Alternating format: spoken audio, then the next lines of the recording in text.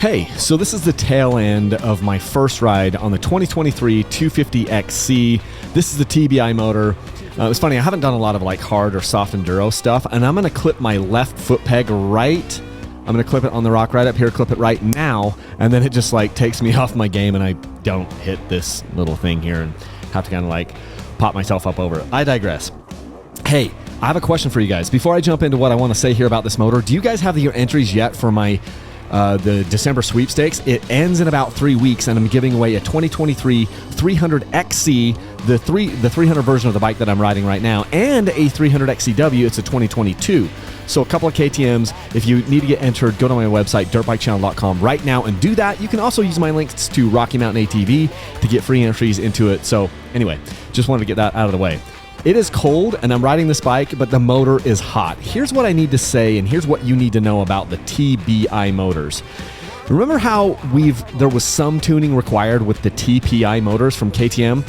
This is kind of like the second gen version of these fuel injected two strokes. And honestly, having ridden both my 250 and my 300, these motors run amazing. They are highly likely the best running two strokes I've really ever been on, and I haven't even touched them. You know how with like four strokes, it was basically like you just get the bike, you know, it's a Yamaha YZ 250FX or 450FX or a Honda or whatever, and they just run amazing? That's how these two strokes are with the electronic power valve, with the TBI, the throttle body fuel injection. It's pre-mix. You're not worried about an oil pump failing, any of that stuff. I mean, I never had an oil pump fail on my TPI bikes, but I know there are some people that have that, and it was always a concern. Like, what if your oil pump fails? Well, you don't have an oil pump on this bike. It's pre-mix. It's kind of going back to the roots, and it's like the best of both worlds. It seems like it's the best of how a carburetor runs, a carbureted two-stroke runs, and the best of how like a TPI runs. So this is second gen, and they are absolutely incredible. It's like a fire-breathing dragon. Now, the question is it too much power? And that's a legit question. Now, I honestly haven't even tried my map switch yet on either one of the bikes. I'm usually not a fan of these softer maps, but I do need to just test that because I've had some people say, hey, is the motor too hot? Do I even want a 250XC or a 300XC? Because maybe the motor runs too hot. And all I can say is they run amazing, and the power delivery is it's just there. It's there. It runs different than the TPI bikes. It's a little bit more, I just think it's a little more raw. Like, it just feels like it's running insane. And I have to believe that a lot of that has to do with the electronic power valve. I feel like they have done it amazing and they've done it right. So now we're not tuning for like our air bypass screw. We're not tuning, we're not putting like an idle screw in the bike to make it run better that way and make it not stall. We're not tuning our power valves with, a key for like, oh, I'm going to tune it this way, for this type of riding and this way for that type of riding. No, it's just doing it all for us. And I feel like this is incredible. It's absolutely incredible. And I'm just really excited for two strokes. I really did feel like the first version, the TPI bike, the TPI two strokes, was going to save two strokes and it'll bring two strokes back to the masses. And I think this is just the next step in that to make sure that two strokes can stay here, because now people can just buy them. You don't need to jet the carburetor. You don't need to rejet the carburetor when you go to a different riding location, and you don't need to tune the thing and make it run better and better. I'm just really high on these motors right now. And then on suspension with this one. Yeah, suspension. What I just did is I took a half turn of high speed and turned it out. So now, instead of being high speed is the high speed adjustment in the shock. They've actually made this so it's on a finger clicker, which is cool.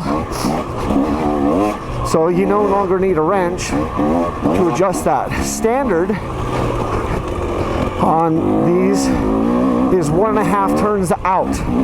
I just went 1.5 turn softer.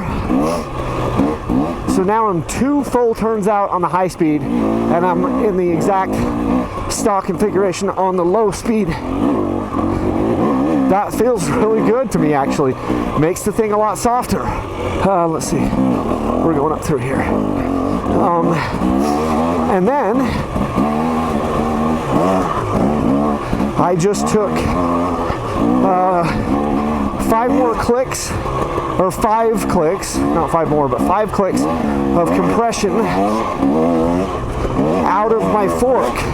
So I softened it 5 clicks. I'm liking that. It's pretty good.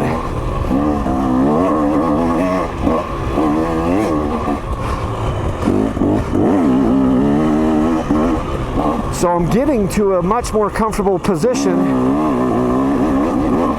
as far as suspension goes. Yeah, we're still stiff as hell generally on the chassis, but I wonder if some of that will break in. I had somebody tell me that they were somebody that has a little bit of trust with me, tell me that, you know, seem like their frame softened up a bit. I mean, I don't know that I've ever felt that in the past, like, okay, like, oh, my frame's worn in. I don't know, but I'm just passing that along, so we'll just see. But as of right now, for this rockier, choppier stuff that you're seeing, it's feeling better with the high speed on the shock softened up a bit, and then fork softened up a bit. What if I need to up my idle? Felt like the bike was going to die there for a sec, and then I gassed it.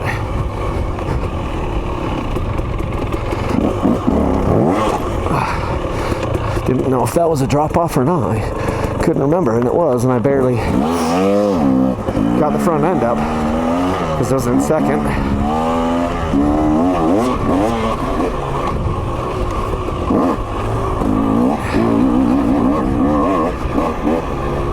So yeah, things are looking up with this. Suspension's in a better spot.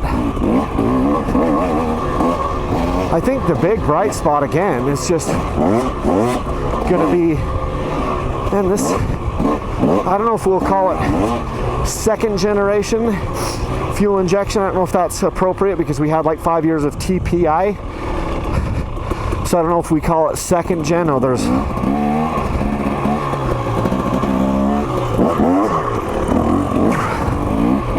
was a little hesitant on that because I had the snow right in front of it. But if we're going to call this a second gen fuel injection on these motors, just because we had TPI, several, iterations of that, and then this would be TBI back to premix. I'd have to say, right out of the box, these are the best running two-strokes I've ever been on. Now, I've been able to get the TPI bikes running amazing, right? As good as any bike ever. But here's the deal. This is running just as good as any of my TPI bikes ever did. Runs different, but definitely just as good, and I haven't touched the damn thing. So there's something to be said for that. If you can just get a bike, listen to that motor. If you can just get a bike and then, put fuel in the thing and then go run it, then this thing just became like a 4-stroke. No tuning so far required, and the thing runs like bloody mad. Like, how can we complain about that? I'm not complaining at all with how this motor runs. Or the 300 that I've got. It's a sweepstakes bike, by the way.